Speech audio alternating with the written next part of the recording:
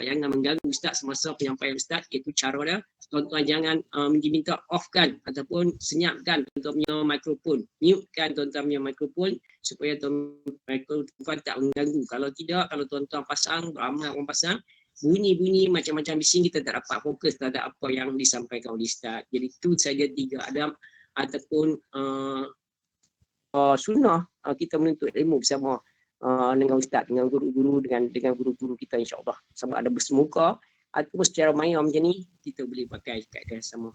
Jadi tuan-tuan dan puan-puan sekalian, saya rasa saya nak serahkan terus kepada Ustaz untuk memulakan program kita. Jadi iaitu saya ulang sekali lagi, tuan-tuan boleh buka Al-Quran muka surat 125 dan juga 126. Kita akan baca nanti surah Al-Ma'idah ayat 104, 113. Kalau tuan-tuan ada ikut di skrin, saya ada buat presentation di skrin, tuan-tuan boleh baca melalui skrin, insya-Allah. Jadi tanpa buang masa lagi, saya dengan segala hormatnya mempersilakan Al-Fadhil Ustaz Muhammad Yusri bin Zakaria Al-Hafiz untuk meneruskan program kita pada malam ini. Silakan Ustaz. Terima kasih kepada saudara pengacara majlis, tuan-tuan dan puan-puan rahmati Allah Subhanahu wa taala. Kita akan mula membaca pada ayat yang ke-104 hingga ke-113 surah Al-Maidah. Permulaannya saya akan membaca ayat dan tuan-tuan boleh ikut. Habis sahaja pembacaan kita pada ayat yang ke-113, saya akan bertanya kepada tuan-tuan dan puan-puan sekiranya ada kalimah ataupun ayat-ayat yang sukar untuk tuan-tuan dan puan-puan menyebut ataupun berkenaan dengan hukum tajwid pun boleh bertanya. Tuan-tuan boleh buka mikrofon dan bertanya kepada saya, insya-Allah. Sekiranya boleh dijawab, saya jawab. Kalau tak boleh dijawab, saya akan rujuk pada orang yang lebih alim lah, insya-Allah tuan-tuan. A'udzu billahi minasy syaithanir rajim. Bismillahirrahmanirrahim. وَإِذَا قِيلَ لَهُمْ تَعَالَوْا إِلَى مَا أَنزَلَ اللَّهُ وَإِلَى الرَّسُولِ قَالُوا حَسْبُنَا مَا وَجَدْنَا عَلَيْهِ آبَاءَنَا أَوَلَوْ كَانَ آبَاؤُهُمْ لَا يَعْلَمُونَ شَيْئًا وَلَا يَهْتَدُونَ يَا أَيُّهَا الَّذِينَ آمَنُوا عَلَيْكُمْ أَنفُسَكُمْ لَا يَضُرُّكُمْ مَنْ ضَلَّ إِذَا اهْتَدَيْتُمْ إِلَى اللَّهِ مَرْجِعُكُمْ جَمِيعًا فَيُنَبِّئُكُم بِمَا كُنتُمْ تَعْمَلُونَ يَا أَيُّهَا الَّذِينَ آمَنُوا شَهَادَةُ بَيْنِكُمْ إِذَا حَضَرَ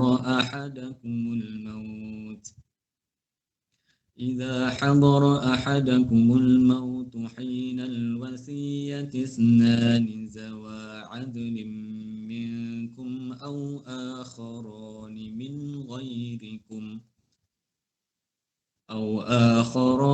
مِنْ غَيْرِكُمْ إِنْ أَنْتُمْ ضَرَبْتُمْ فِي الْأَرْضِ فَأَصَابَتْكُمْ مُصِيبَةُ الْمَوْتِ تحبسونهما من بعد الصلاة فيقسمان بالله إن ارتبتم لا نشتري به ثمنا ولو كان ذا قربى ولا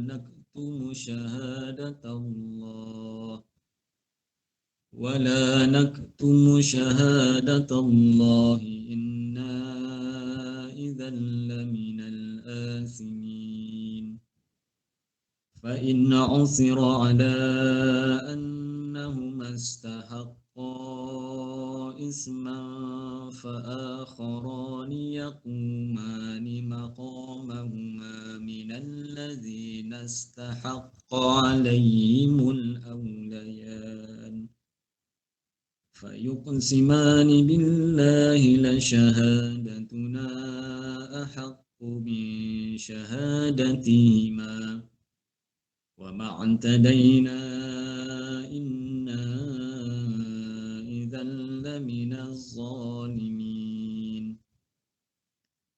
ذلك أدنى أن يأتوا بالشهادة على وجهها أو يخافوا أن ترد أيمان بعد أيمانهم واتقوا الله واسمعوا والله لا يهدي القوم الفاسقين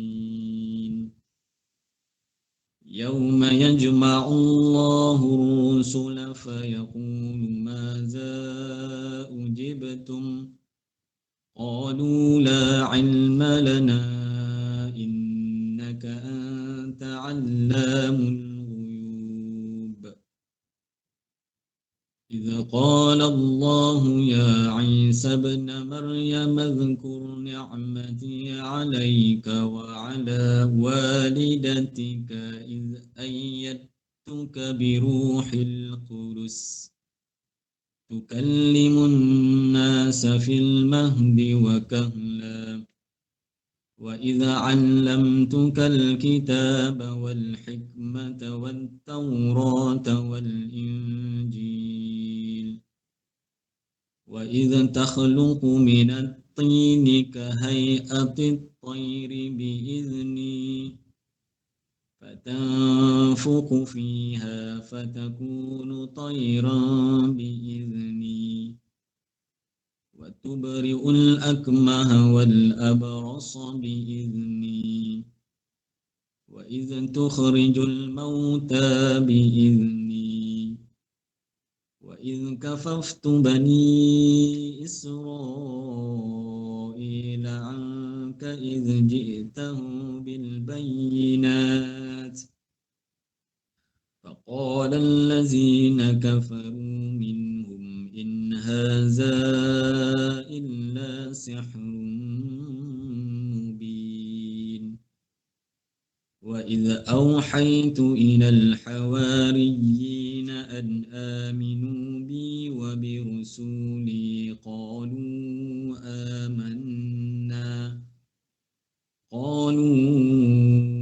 آمنا واشهد بأننا مسلمون إذ قال الحواريون يا عيسى ابن مريم هل يستطيع ربك أن ينزل علينا مائدة من السماء قال اتقوا الله إن كنتم مؤمنين قالوا نريد أن نأكل منها وتطمئن قلوبنا ونعلم أن قد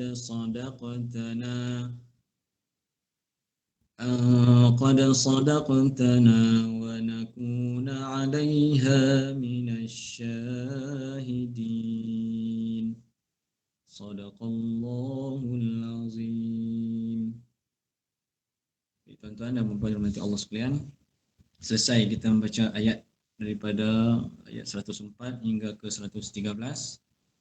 Jadi saya bukakan pertanyaan sekiranya tuan-tuan dan puan-puan ada sebarang permasalahan tentang sebutan ayat daripada 104 hingga ke 113. Kalau sekiranya ada ayat-ayat yang agak sukar disebut, agak-agak ayat-ayat yang payah nak disebut, tuan-tuan boleh maklum pada saya dan kita boleh kongsi bersama pada malam ni. Silakan kalau ada.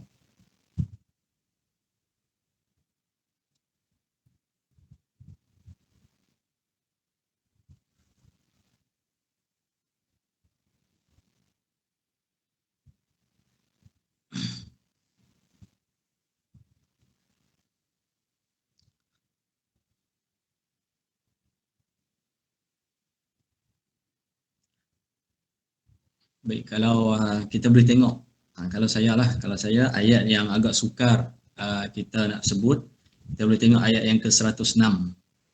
Okey, kita tengok ayat ke-106 pada perkataan ayat permulaan ayatnya adalah ya ayyuhallazina amanu syahadatu bainikum idza hadara ahadakumul mautu hinal wasiyati isnani zawa adlin. Saya rasa itu kalau jarang-jarang kita membaca, boleh tergeliat juga lidah tu kan, tuan-tuan dan puan-puan.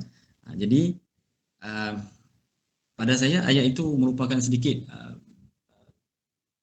sulitlah untuk kita nak sebut pada ayat yang tersebut. Jadi bacaannya pada perkataan yang saya nak tekankan ini adalah iza hadara ahadakumul mautu hinal wasiyati isnani zawa adl. Ayat perkataan tu. Jumpa tuan-tuan dan puan? Kalau jumpa, itulah ayat dia. Bacaannya adalah apabila sampai pada ayat itu kita kena perlahankan sedikit tone kita tu. Kalau seseorang tu bacaan dia agak laju, tetapi apabila sampai pada ayat ini ataupun perkataan bermula pada iza hadara tu, maka kita kena baca perlahan. Takut-takut dia lari pada sebutan ataupun pada segi harakah dia. Cara sebutan dia adalah idza hadara ahadakumul mautu hinal wasiyati isnani zawa adlim minkum. Kena praktis. Tuan-tuan boleh baca sendiri. Okey, saya ulang beberapa kali supaya kita dapat permudahkan bacaannya. Okey. إذا حضر أحدكم الموت حين الوصية اثنان ذوى عدل منكم. Dapat tuan-tuan? Okey, itulah kaedah bacaan dia. Saya ulang sekali lagi ayat pada permulaan ayat ya ayyuhallazina amanu syahadatu bainikum idza hadara ahadakumul mautu hinal wasiyati isnani zawa إذا حضر أحدكم الموت حين الوصية اثنان ذوى عدل منكم. Perkataan tu agak sulit untuk kita sebut. Jadi bila kita praktis hari, kita baca 3-4 kali, insya-Allah kita boleh perlahankan, kita boleh menyebut dengan sebutan yang tepat. Itu di antaranya pada ayat ni.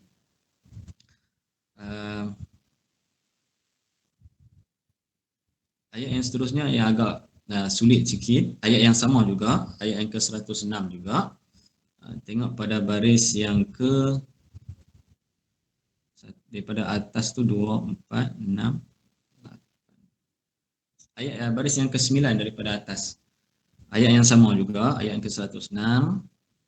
Okey. Ayat dia tahbisunahuma min ba'di salati fayuqsimani billahi inirtabtum. Dia tu ada qalqalah di tengah tu. Inirtabtum tu. Saya nak fokuskan pada ayat pada perkataan inirtabtum. Okey, tuan-tuan kalau nak baca pada ayat ni sebab dia qalqalah surah. Fayuqsimani billahi inirtabtum. Kalau kita baca yang salah inirtabtum. Inirtabtum tu salah pada sebutannya. Inirtabtum. Fayuqsimani billahi inirtabtum la nashtari bih. Perkataan inirtabtum. Bila kita baca selalu, insya-Allah kita akan dapat. Selain itu ada tuan-tuan dan puan, selain pada ayat-ayat yang saya sebutkan tadi itu, ada tak menjadi kepayahan bagi tuan-tuan dan puan untuk menyebut?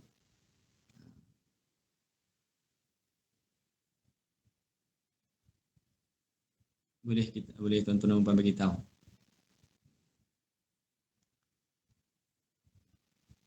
Okey. Kalau tak ada, kita tengok pada ayat yang seterusnya pula. Ayat yang seterusnya, ah, ayat yang agak panjang pada ayat yang ke-110. Ayat ke-110, ayat di mana kelebihan yang Allah berikan kepada Nabi Isa alaihissalam Allah sebut dalam Al-Quran ini. Tapi yang agak sulit sikit untuk kita sebut pada ayat yang ke-110 adalah wa ala walidatika iz ayyatuka biruhil qudus. Tu perkataan iz ayyatuka biruhil qudus. Jumpa tuan-tuan dan puan. Ayat yang ke-110, baris daripada atas tu baris yang ketiga. Saya baca pada awal ayat. Bismillahirrahmanirrahim. إذ قال الله يا عيسى ابن مريم اذكر نعمتي عليك وعلى والدتك إذ أيدتك بروح القدس.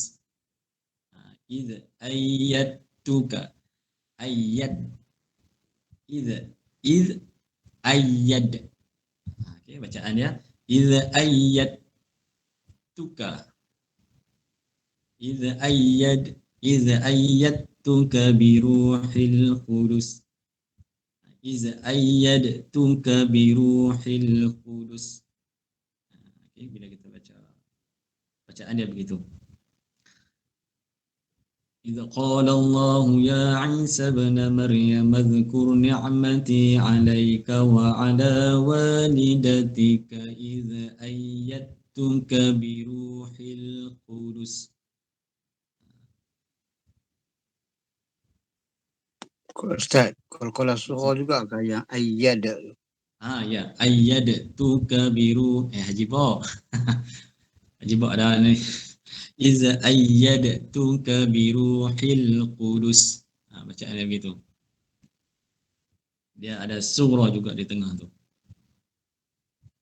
Wa ala walidatika iz ayyadtuka biruhil qudus. Ayyadtuka biruhil qudus.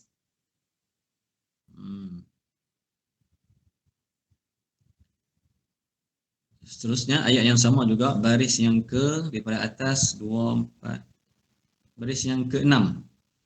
Tuan-tuan kita tengok, tuan-tuan dan puan kita tengok baris yang ke-6. Wa idh takhluqu minat tini ka hay'atit tayri bi idzni. Ayat yang menjadi sedikit permasalahan adalah minat tini ka hay'atit tayri bi idzni. Okey. Ayat tu yang saya nak tekankan. Bacaan dia wa idh takhluqu minat tini ka hay'atit tayri bi idzni. Ka hay'atit tayri bi idzni. Tuan-tuan boleh baca sendiri. Boleh baca 3-4 kali. Maka bila kita selepas ini, tuan-tuan dan puan membaca, insya-Allah kita dah boleh faham, kita boleh lancar dah apabila menyebut ayat-ayat tersebut. Wa idh takhluqu minat tini ka hay'atit tayri bi idzni. Hay'atit tayri bi idzni. Itu ayat dia.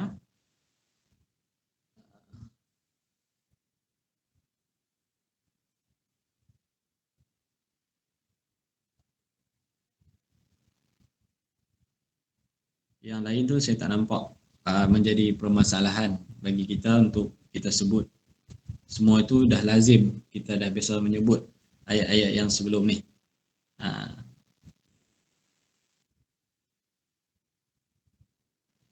Itulah ayat ini sampai ke 113. Sekiranya bagi saya lah tidak ada menjadi permasalahan. Kalau ada, tuan-tuan dan puan boleh maklum ayat-ayat yang menjadi masalah sedikit bagi tuan-tuan dan puan. Saya buka sikit ruang untuk tuan-tuan bagi tahu ayat yang jadi masalah sikit apabila nak menyebutnya.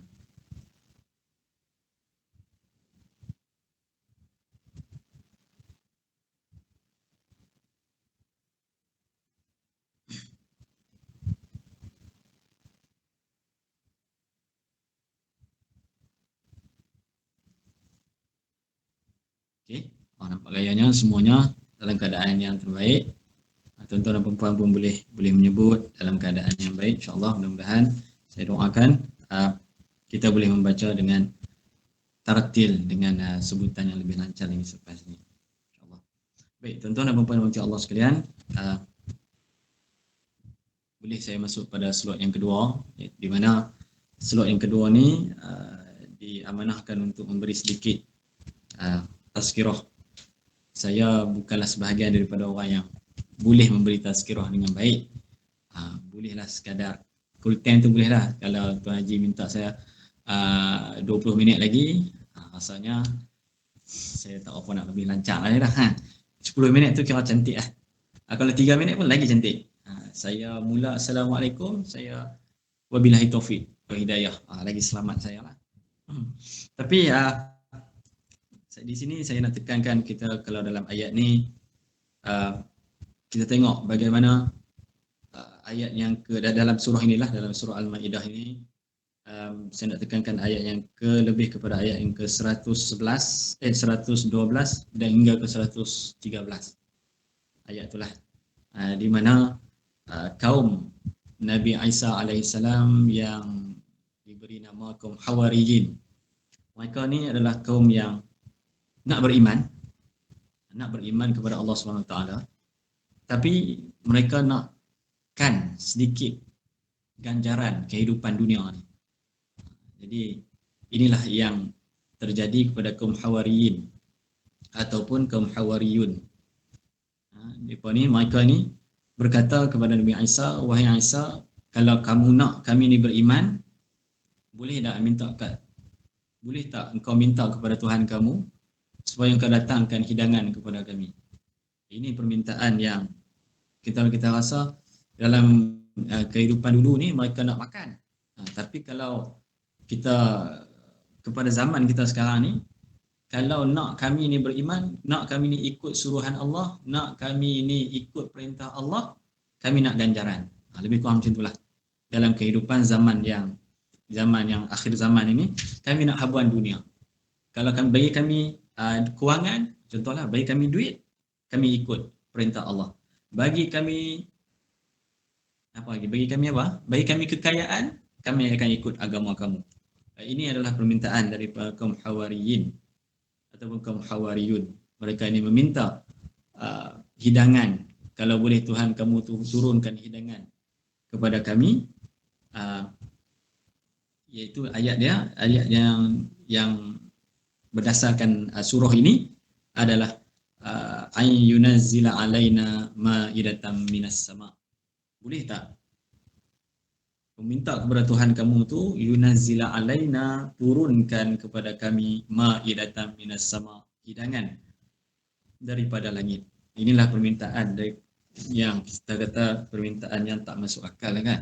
Permintaan hidangan kepada Allah Subhanahu Wa Taala daripada melalui Nabi Isa alaihissalam.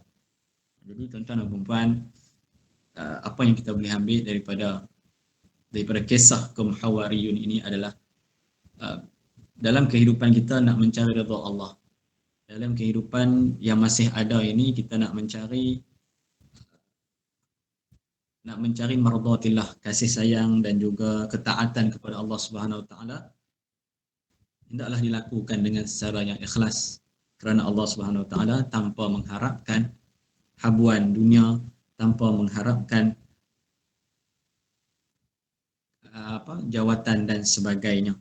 Takut-takut Allah rakam dalam ayat yang seterusnya, muka surat sebelah tu kan.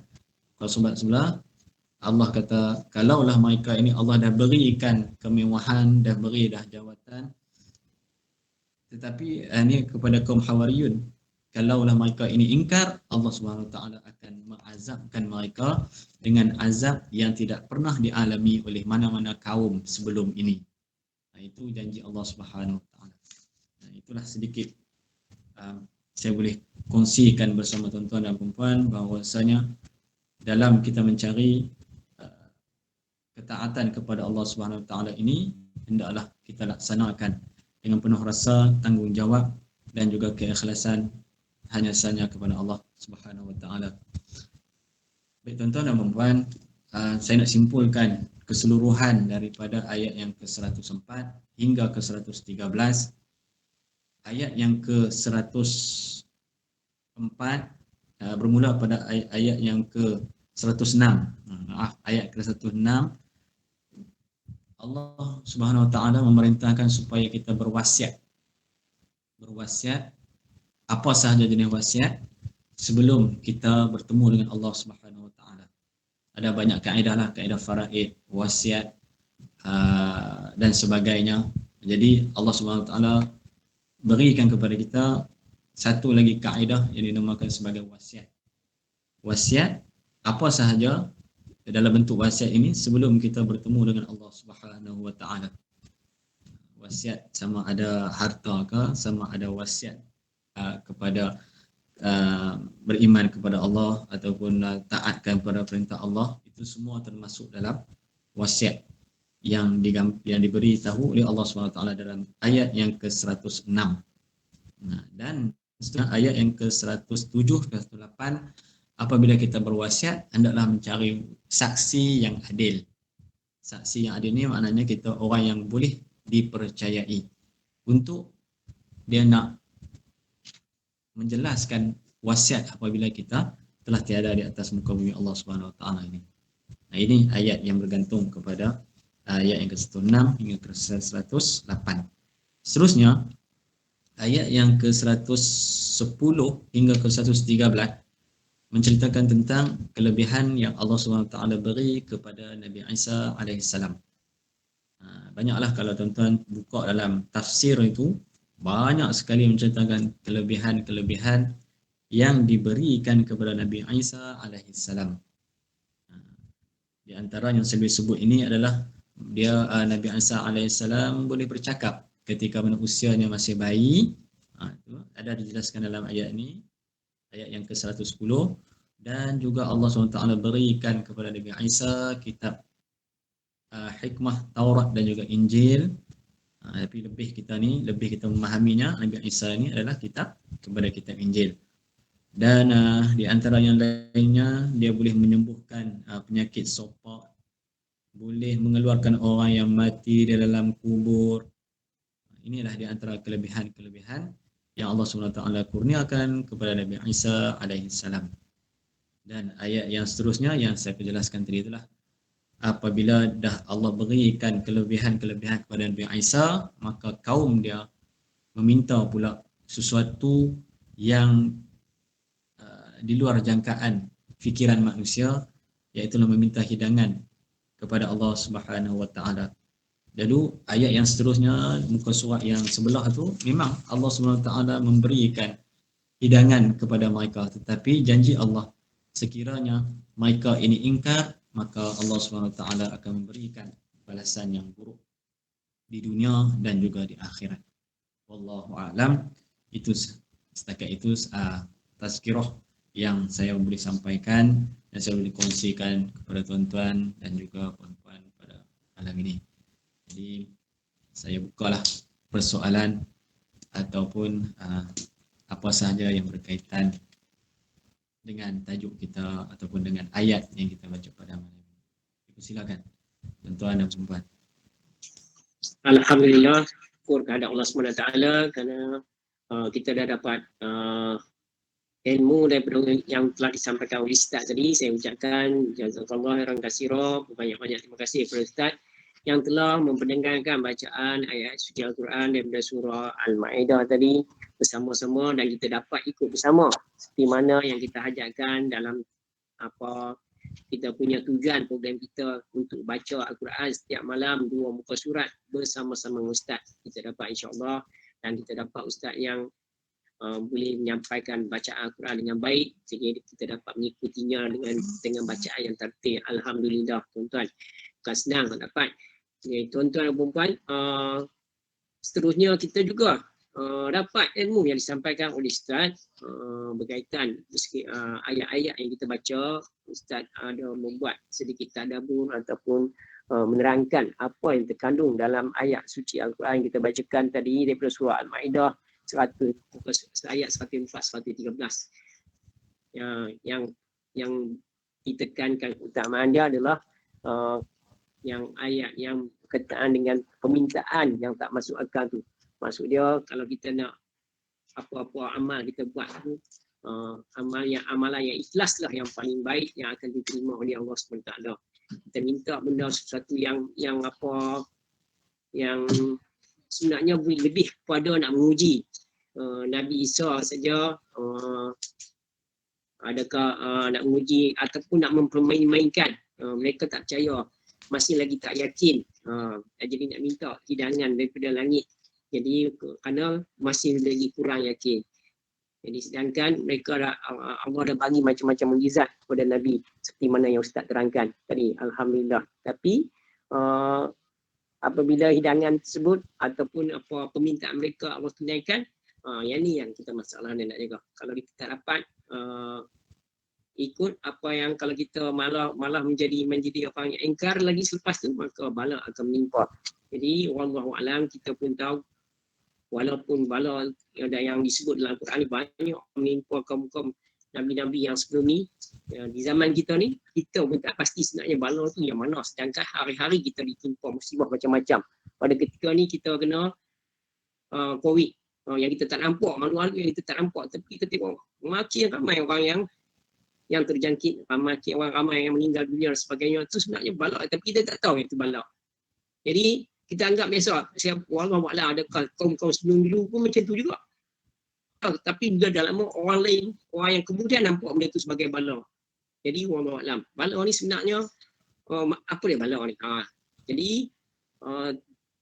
sebelum Ustaz, saya nak minta Ustaz sebelum saya buka kepada apa interaksi untuk rakan-rakan dalam grup ni, supaya mereka berminat ataupun mereka lebih bermotivasi untuk bersembang dengan Ustaz. Pasalnya eloklah kita mengenali Ustaz kita yang ada depan ni, Ustaz muda kita. Alhamdulillah Ustaz adalah Ustaz yang hafiz Al-Quran dan mengajar di tahfiz di sekolah SMKA Syekh Abdullah Fahim. Jadi setakat yang saya tahu, Ustaz adalah guru tahfiz model ulul albab di sekolah berkenaan. Yang lain-lain tu saya tak tahu. Saya tengok Facebook Ustaz ada nampak Ustaz minat aktiviti lasuk juga ni, memancing dan sebagainya. Nampak tu. Itu yang saya kenal. Dah beristeri, saya tahu, tapi tak kenal. Jadi wallahu a'lam Ustaz belajar di mana, asal dia macam mana Ustaz boleh dapat berkhidmat di Syekh Abdullah Fahim ni pun wallahu a'lam, saya tak tahu. Jadi saya rasa lebih baik kita dengar sedikit takruf. Saya nak minta Ustaz buat takruf sikit supaya lebih bermotivasi kepada para audiens di sini untuk bersembang Ustaz, insya-Allah. Saya rasa macam tu. Jadi ini minta Ustaz memberikan sedikit takruf. Silakan Ustaz. Okey, baik. Nama diberi Muhammad Yusri bin Zakaria. Saya berasal dari Kampung Kastam. Anak kepada pegawai kastam lah, anak kepada pegawai kastam. Jadi masa suatu sekolah menengah, saya bersekolah di sekolah pondok. Ayah hantar saya ke sekolah pondok. Kalau dalam kita kenal dengan pondok Bukit Besar di Kedah. Ayah hantar saya di sana selama 3 tahun duduk di pondok. Jadi selepas pondok, habis saja di pondok 3 tahun, melanjutkan pelajaran pula di NW1 Kuala Batas. Di NW1 Kuala Batas, Dairatul Ma'arif wa Taniyah, kata 5. Seterusnya habis kata 5, saya sambung diploma Al-Quran wal Qiraat di Ma'had Tahfiz Pulau Pinang. Sekarang ni dikenali dengan nama Kitab. Dulu hanya grup kami saja, grup tahfiz saja. Sekarang ni dia dah masuk macam-macam. Bukan yang berarti grup tahfiz saja yang ada. dia ada muamalat, dia ada syariah, dia ada usuluddin, semuanya berpusatkan di Mahat Tahfiz ataupun di kitab sekarang. Kitab di sebelahan Masjid Negeri Pulau Pinang. Habis saya jadi diploma di situ, saya melanjutkan pelajaran ke Mesir, Universiti Al-Azhar, Syubra, di bawah dalam kuliah Al-Quran wal Qiraat. Al-Quran wal Qiraat, ijazah di sanalah selama 3 tahun. Habis saja 3 tahun, balik ke Malaysia. Saya bertugas sementara di guru tahfiz jemputan di Darul Quran, di mana pelajar yang nak yang akan melanjutkan pelajaran ke bidang kedoktoran dan engineer di Universiti Islam Antarabangsa, mereka ni wajib mengambil sijil tahfiz daripada Darul Quran. Budak-budak yang pelajar yang daripada lepasan ataupun budak-budak pelajar yang masuk bidang kedoktoran dan engineer yang akan melanjutkan pelajaran ke Universiti Islam Malaysia, mereka diwajibkan untuk mengambil sijil Al-Quran, tahfiz Al-Quran di Al-Quran. Pelajar ni memang hebat-hebat. Memang saya kagumlah dengan pelajar ni. Hebat sangat-sangat pelajar ni. Maknanya sehari itu mereka boleh tasmih atau boleh hafaz lebih kurang 4 muka surat. Tuan-tuan bayang bagaimana bijaknya otak yang Allah SWT beri. Saya tak macam tu. Saya kalau tasmih itu sehari dalam 1 ke 2 muka saja. Tapi pelajar yang akan melanjutkan pelajaran ke bidang kedoktoran dan juga engineer ni dalam UAE ni, mereka ni hebat. Sehari mereka boleh menghafal depan saya lebih kurang dalam 4 ke 5 muka surat. Bagaimana? Wallahu a'lam mereka melaksanakan. Saya tanya, mereka kata hafal je Ustaz. Tapi hafal tu memang eloklah, bacaannya baik, tajwidnya pun baik. Sangkut tu adalah yang tergagak-gagak tu ada 1-2 saja. Tapi mereka ni adalah pelajar yang terpilih lah, Allah SWT pilih untuk menjadi hafiz dan juga untuk menjadi seorang doktor dan juga engineer yang berjaya. Memang hebatlah pelajar ni. Kebanyakan pelajar lepas SMKA. SMKA ni memang kebanyakan pelajar dia lepas SMKA lah seluruh Malaysia. Habis saja di situ saya ditawarkan ataupun saya mohon kerjalah, mohon dalam bidang pendidikan dan dibuka peluang untuk masuk ke dalam tahfiz Modul Al-Bab, dan sampai sekarang saya berkhidmat di SMKA Syekh Abdullah Fahim. Itulah sebuah sedikit pengenalan tentang diri saya. Tuan Haji boleh? Alhamdulillah Ustaz. Tapi nak tanya tu, Ustaz dengan Ustaz Don dekat kitab tu siapa dulu? Ustaz Don. Kalau ikut umur tu, saya lah yang paling senior dah. Ikut umur. Kalau ikut muka ni, saya junior dia kot. Sebab dia janggut dah tebal sikit, saya janggut tak banyak. Dipandang dia junior. Junior sama juga dengan Imam Muda Ashraf. Imam Muda Ashraf junior. Dua orang tu. Tak beza dia berapa tahun? Ustaz sempat sekali tak? Saya sempat di Mesir dengan Ustaz Don. Dengan Imam Muda sempat di Mahat Tahfiz. Sebab Ustaz Don tahun yang pertama dia sampai, saya dah nak balik lah. Tahun yang ketiga lah. Jadi memang perwatakan kalau tuan-tuan, saya tengok ada list dia kan dengan tuan-tuan kan. Memang perwatakan dia begitulah. Dia jenis orang yang ceria, orang yang memang begitu perwatakan dia. Kalau tuan-tuan tengok kenapa dia pakai baju yang lain daripada ni kan, macam gaya-gaya orang muda, memang gitu gaya dia. Daripada Mesir pun memang macam tu. Tapi Allah pilih dia sebagai menjadi da'i. Alhamdulillah lah. Okey, lagi satu Ustaz. Tadi Ustaz sebut mengenai apa Ustaz? Kontrak sekejap dengan UIA tu. Ya, ya. Yang dengan pelajar-pelajar yang buat kedoktoran dengan kejuruteraan engineering tu. Ya, ya. Dia punya antara silibus depa sebelum depa ikuti kursus kedoktoran dengan engineering tu, depa kena tahfiz berapa banyak, berapa juzuk ke macam mana. Okey tuan. Mereka ni diberi tempoh selama 1 tahun setengah. Maknanya mereka tak boleh masuk lagi dalam UIA tu. Mereka tak mula lagi kuliah kedoktoran mereka tu. Jadi mereka akan diberikan setahun setengah akan berada di Darul Quran selama 1 tahun setengah. Mereka kena habiskan Al-Quran. Tapi memang boleh. Pelajar saya kata tu Maksud dia hafal 130 juzuk. hafal habis. Setahun setengah. Lepas tu baru dia boleh ikut kelas pengajian engineering dengan tu. Ya, engineering dan kedoktoran tu baru mereka boleh masuk ke dalam kuliah UIA tu. Hebat lah. Saya kata Kira hebat. Jadi maksud dia kalau kita punya anak-anak kita ni yang walaupun ikut sistem persekolahan biasa ni, kalau mereka maksud dia mereka punya mental pemikiran mereka tu memang mampu untuk apa, kalau diberi peluang memang mampu untuk menghafal, untuk bermain Al-Quran, lepas tu untuk belajar dengan baik, semua boleh. Lepas tu dapat buat dengan cepat, insyaAllah. Jadi kalau tuan, boleh, sebenarnya boleh.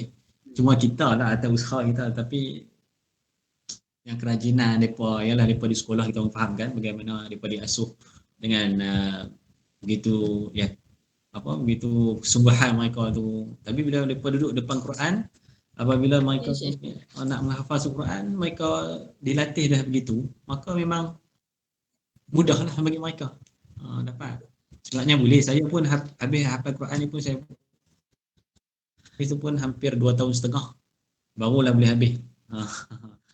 Tapi pelajar UIA ni tak sampai setahun pun dah boleh habis dah khatam Al-Quran. Hebat dia pula ni. Sesuai bidang daripada kan doktor. Adakah pelajar-pelajar yang A level masuk di tajaan marah pun melalui sistem ni juga? Adakah mereka diberi pendedahan Al-Quran dan sebagainya untuk hafal dan sebagainya pernah pergi luar negara tu? Adakah itu tak melalui sistem macam ni?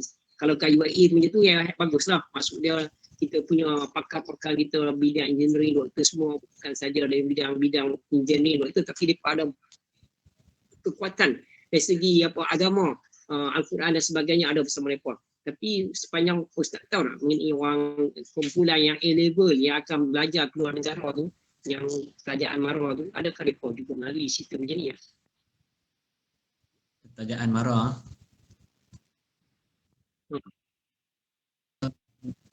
untuk A-level untuk belajar luar negara tu yang belajar selain pada UIA tak ada lagi yang melaksanakan program macam ni. Selain pada UIA tak ada. Setahu saya lah. Pasal kita tengok yang apa lulusan luar negara tu, tapi mungkin mereka sendiri ikut. Yang mana ada kesenian yang paling banyak juga yang bagus. Yang hebat-hebat kan. Dari segi agama dia memang jaga. Maksudnya mereka sendiri, mereka sendiri lah tu yang berusaha di sana, ada kumpulan mereka ke Allah. Itu saja nak tanya. Sebab nampak istimewa yang UIA buat tu kira bagus. Saya rasa memang banyak kita harapkan macam tu lah, supaya pakar-pakar kita mungkin kita akan datang juga selain daripada ilmu apa akademik biasa ni, mereka juga adalah pakar dalam ada basic agama yang akan dapat menjaga agama kita bersama, yang akan menunjukkan bahawa apa yang kita tunjukkan, apa yang kita pelajari, yang ilmu dunia yang kita belajar ni ada kaitan dengan ilmu akhirat. Jadi kalau dia boleh kaitkan sangat baik. Tu mengenai yang apa punya pengenalan yang Ustaz taruhkan tadi. Tetapi saya nak balik kepada soalan saya yang pertama tadi. Bila dalam Al-Quran disebutkan sebagai bala-bala yang diturunkan kepada kaum-kaum yang terdahulu, umat-umat Nabi terdahulu. Tetapi kita di pada waktu kita sekarang ni, kita tak tahu macam-macam penyakit main pun kita tak tahu. Yang mana bala, yang mana tak bala. Kita rasa biasa saja. Mungkin mereka dulu pun rasa begitu juga. Jadi macam mana kita nak bezakan antara bala yang diturunkan oleh Allah Ta'ala ataupun kita panggil bencana alam ataupun macam mana? Macam mana Ustaz kalau Ustaz nak komen? Silakan. Masuk bala ni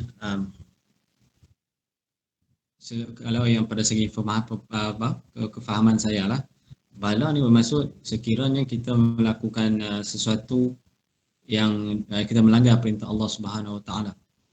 Di mana kalau kita melaksanakan sesuatu yang di luar perintah Allah Subhanahu Wa Taala, jadi pastinya Allah akan memberi azab ataupun bala kepada manusia sama ada di dunia ataupun di akhirat. Namun kalau seseorang itu atas individu tersebut ataupun sekelompok masyarakat tersebut tidak melakukan apa-apa yang di luar perintah Allah Subhanahu Wa Taala, maka sekiranya dikenakan juga bala dan juga ujian itu adalah satu diberi nama sebagai peringatan oleh Allah Subhanahu Wa Taala kepada satu kelompok. Macam kita tengok sekarang ni lah, banyak perbahasan ataupun ungkapan daripada ramai-ramai orang lah kan, menganggap ada yang kata bala, ada yang kata ujian, ada yang kata musibah dengan penyakit yang sekarang melanda kita ni. Jadi itu atas individu sendirilah. Sekiranya kalau kita melakukan dosa dan kemaksiatan yang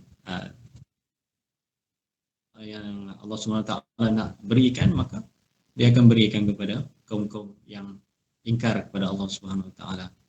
Wallahu a'lam, gitu saja. Jadi tuan-tuan dan puan, saya dah mulakan pasalnya nak tanya lagi, ada lagi daripada saya, tapi nak bagi peluang kepada tuan-tuan dan puan pula. Jadi silakan tuan-tuan dan puan, rasa ada yang berminat, insyaAllah berdasarkan apa pengenalan yang Ustaz dah buat dan juga ilmu yang Ustaz sampaikan. Jadi saya persilakan tuan-tuan dan puan untuk bersembang. Ustaz, silakan.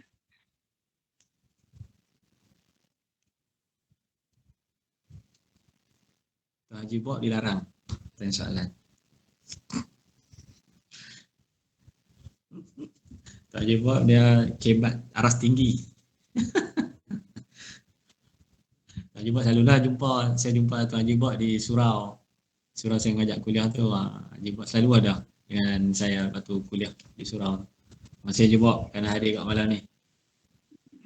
Silakan Haji Bok, dah disebut nama, jangan lepaskan peluang ni. Tak apalah, kita jumpa di surau Haji Bok. Allah Ustaz, insyaAllah kita jumpa di surau. Terima kasihlah ngajak ni Taufik ngajak kita ke surau tu. Okay. Sama-sama aja Tuan Haji Bok. Tuan-tuan yang lain, silakan kalau ada. Kalau tak ada apa, saya nak soalkan kepada Ustaz. Ustaz Muhammad Aziz. Ustaz Muhammad Aziz. Silakan Ustaz Muhammad Aziz. Ustaz Muhammad Aziz buat sesi pengulungan Ustaz. Belum habis pada awal tadi Ustaz. Lama tak tengok tazkirah Ustaz lah. Tunggu. Bismillahirrahmanirrahim. Assalamualaikum warahmatullahi wabarakatuh. Okay, Ibrahim. Terima kasih Syed Yusri. Anda nak dengar suara yang Imam Mekah ni tak boleh dengar elok lagi. Tahun tak apa terang ni. Terputus-putus. Tahun agak terputih-putih, you know. Oh ya kak. Alhamdulillah, terima kasih atas kesudian untuk join dalam program ni. Dan beberapa tazkirah yang bagi tu satu yang saya rasa okey lah, yang boleh sama-sama kita hayati lah. Surah tu memang cantik, ayat-ayat tu yang disebut oleh Ustaz Isri tadi memang sangat menarik lah apabila menceritakan kisah Nabi Isa alaihissalam. Cuma untuk maklumat rakan-rakan lah, Ustaz Isri ni di antara dia orang yang peneraka juga bagi kami lah, yang turut dalam SMKE ni bukan hanya masa Ulul Albab, sebelum tu dia dah ada, iaitu dalam dia tahfiz perdana kan dia Ustaz Isri kan. Ya, okey Ustaz. takfir perdana, kemudian apa ni bersama-sama sekarang lah. Jadi saya dulu apa ni boleh bincang juga dengan Ustaz Yusri sekali-sekala masa bulan puasa kita boleh panggil untuk jadi imam tarawih di surau kita lah. Dan ambil dia zub, dia Arab yang sebutan sana, kerana orang nak dapat daripada syubra ni bukan senang pada Cikgu Rahim kan, yang apa ni tahfiz daripada syubra lah. Itulah apa saya tak ada nak ulas apa Yusri. Bagus, terima kasih. Terima kasih banyak Ustaz. Tuan-tuan yang lain ada apa-apa? Ataupun kebetulan tadi nak minta Ustaz pula. Ustaz Muhammad Aziz mengenai bala tadi yang saya tanya tu. Pada ketika zaman Rasulullah dulu, dalam Al-Quran disebut bala menimpa kaum ni dengan kaum ni, nyamuk yang Ustaz sebutkan tadi, ada yang diterbalikkan umur mereka atas bawah ke atas, dan sebagainya, ditenggelamkan dalam laut sebagaimana. Tapi zaman kita sekarang ni, kita rasa benda berlalu tu tak tahu ada kepala ataupun tidak. Jadi Ustaz Yusri minta Ustaz Muhammad Aziz tadi menggulung, ada sikit tambahan input mengenai bala ni. Silakan Ustaz Muhammad Aziz. Dia istilah bala Cikgu Rahim dalam Quran dia sebut, memang sebut al-bala ummi rabb. Bala tu maksudnya sama aja. Sama ada kepada apa ni yang berbentuk azab ataupun yang berbentuk peringatan. Cuma apa kita nak bezakan antara bala yang bentuk azab dengan bala yang bentuk peringatan. Kalau bala tu diturun kepada orang Islam dan bertujuan untuk dia macam dengan untuk memberi kesedaran, maka itu kita tak ujian. Kan macam kita turunnya COVID ni untuk dia kita, maka kita anggap itu sebagai ujian untuk yang bagi orang Islam, kerana dia boleh menyedarkan kita. Mana apabila manusia ni, apabila Allah sayang kat dia, diuji. Kan? Allah uji kerana Allah sayang. Kalau Allah tinggal, makna Allah tak sayang. Tapi kalau Allah turunkan bala yang bentuk untuk memusnahkan, macam diturun kepada kaum Nabi Lut, itu adalah untuk mengazab dan juga memberi peringatan kepada orang lain. Bukan peringatan kat dia, mereka tu memang dah dia dengan keadaan kufur. Tapi untuk orang lain dia anggap sebagai satu peringatan. Itu yang mana, tapi dalam kehidupan manusia ni, apabila Islam ke tak Islam ke, maka Allah akan uji. Cuma uji kita untuk memberi peringatan, untuk menambahkan keimanan, untuk memberi kafarah. Tapi ujian ataupun bala yang Allah turun kepada orang kafir untuk memberikan azab di dunia. Itu beza dia lah. Maksudnya kalau sebab tu kita dalam kes denggi ni, kes COVID yang kita ada sekarang ni, kita anggap kalau kita ni sebagai ujian lah, tanda kasih sayang Allah kepada kita untuk kita berfikir. Bukan dekat itu saja, ada dia yang kalau tentang COVID ni, orang yang diuji dengan keluarga dia meninggal kerana COVID itu pun, sebenarnya dia ada dua benda yang kita boleh fikir. Yang pertama, yang meninggal kerana COVID itu, dia syahid. Pemberian yang cukup hebat lah yang Allah bagi kat manusia atas muka bumi ini. Cuma untuk keluarga kita rasa itu sebagai peringatan untuk kita lebih dekat dengan Allah Subhanahu Wa Taala. Itu bagi orang Islam. Tapi kalau bagi orang kafir, maksudnya kalau Allah matikan mereka dengan keadaan macam tu, itu adalah azab daripada Allah Subhanahu Wa Taala. Itulah beza dia antara yang dikatakan balak dan juga ujian. Kan kalau kita tengok surah Al-Baqarah apa ni, ada Yusri kan, Allah firman, a'udzubillahi minasyaitonirrajim, walanabluwannakum bisyai'in, walanabluwannakum, Allah akan uji, Allah akan balakan kamu. Wajib mana Allah akan kata, memang Allah akan uji kita. Walanabluwannakum bisyai'in minal khauf, daripada rasa takut, wal ju', lapar dan sebagainya lah, yang panjang ayat cerita tu nak kena buka kuliah lain pula lah. Mana itu ujian untuk orang Islam, dan tujuan dia adalah untuk memberi peringatan dan juga kafarah kepada kalau kita berdosa kepada Allah Subhanahu Wa Taala. Itulah mana, sebab itulah yang ada kita tengok sahabat kita baru ni meninggal kerana COVID.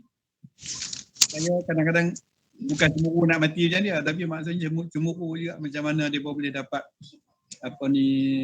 Allah bagi kat dia syahid akhirat. Itu nama syahid akhirat. Kerana apa? Dia meninggal dunia kerana wabak yang diturunkan oleh Allah Subhanahu Wa Taala. Allahu a'lam. Tak. Kalau macam COVID ni, kita nampak kematian tu tak berlaku serentak. Jadi mesti yang kita kata ujian, nampak macam ujian tu, Ustaz kata ujian tadi pun, boleh lah kita kata ujian. Ada yang mati, kita dah mengalami COVID ni dekat-dekat nak jadi 2 tahun dah ni. Jadi dalam tempoh tu ada berapa ramai yang meninggal. Kalau Malaysia saja pun dah berapa ribu lah orang meninggal. Tapi kalau macam tsunami tu, sekali dalam sehari 2 hari habis dia gunung semua. Macam zaman bala yang ditimpa pada kaum-kaum yang sebelum ni. Dalam sehari 2 hari saya main banjir, semua sekali. Kalau kita tengok Indonesia tu sampai berapa ratus ribu tu, tu macam mana? Yang tu balak kau ujian.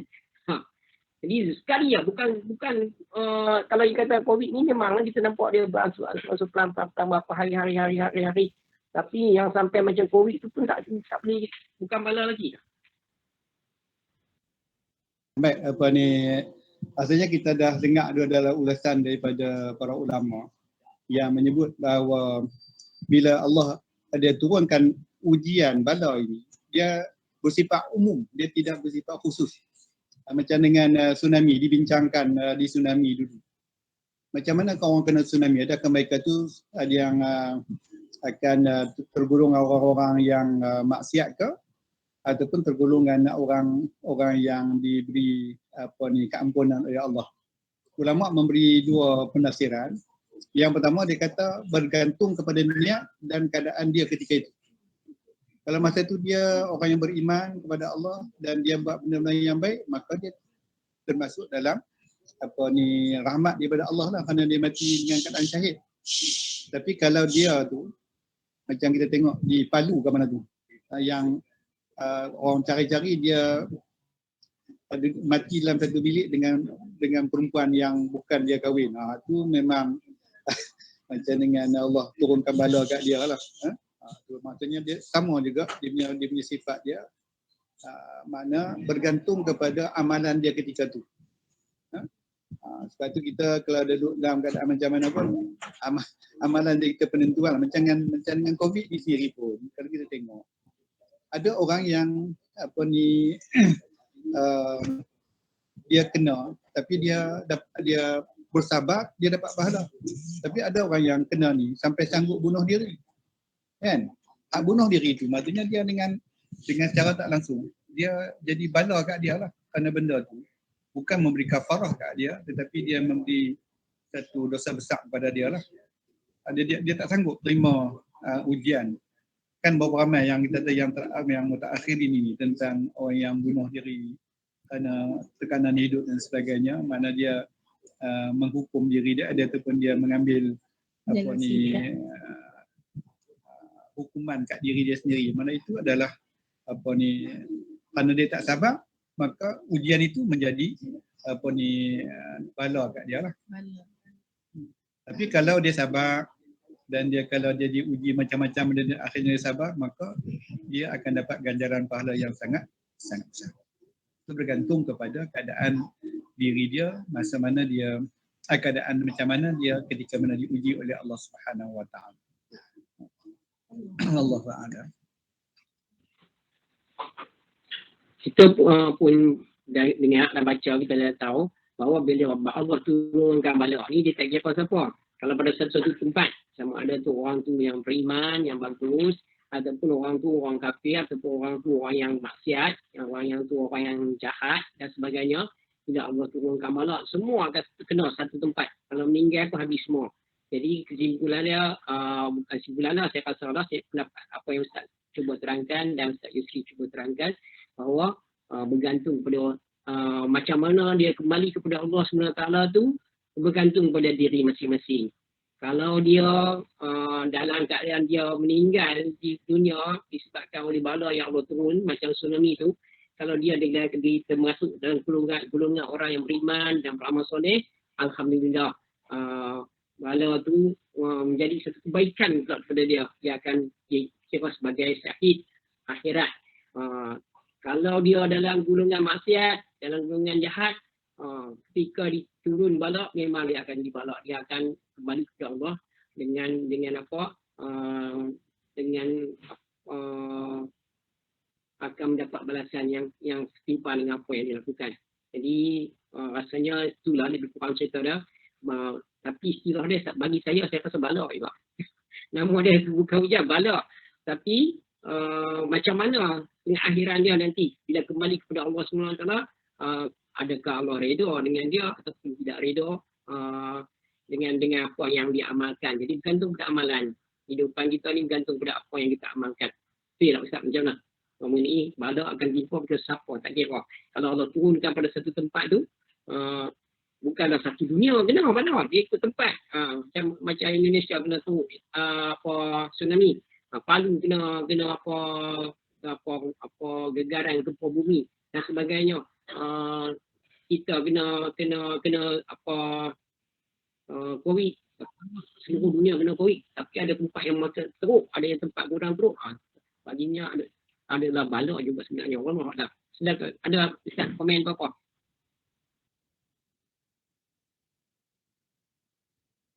So, Ustaz Sri ada bagi komen.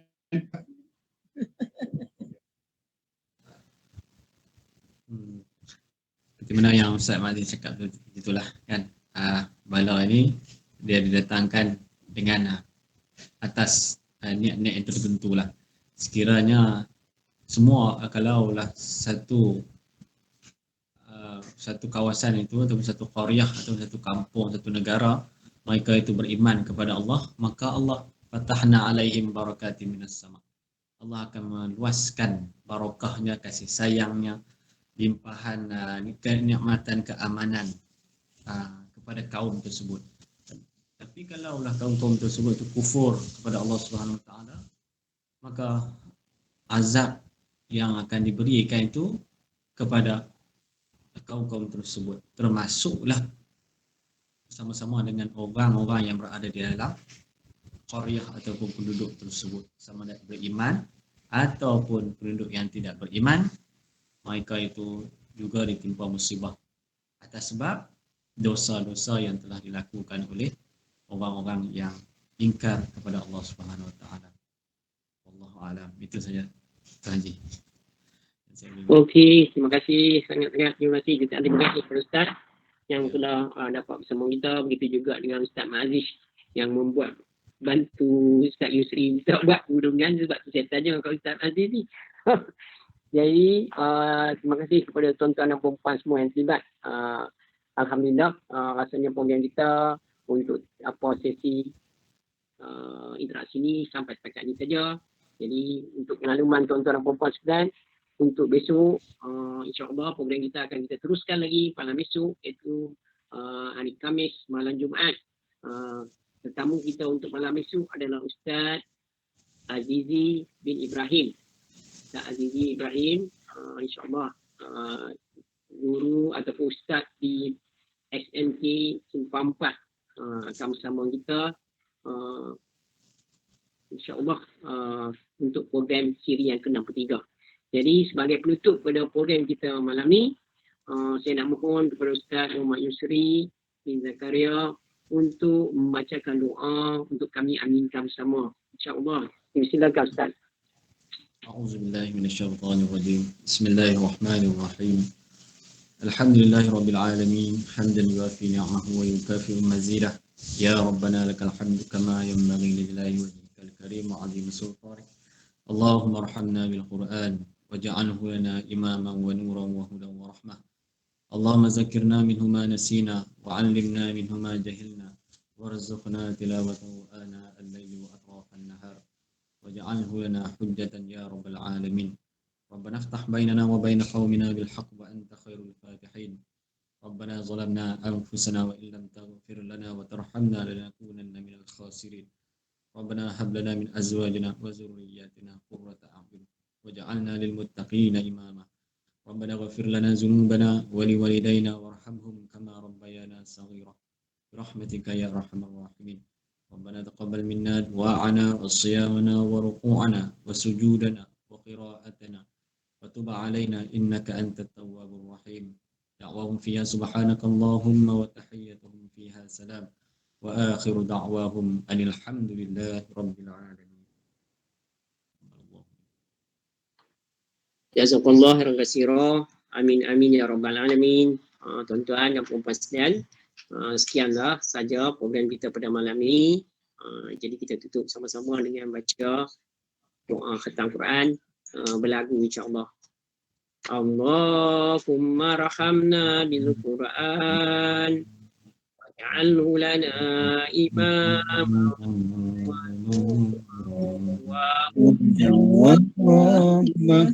Allahumma dzakirna minhuma wa 'allimna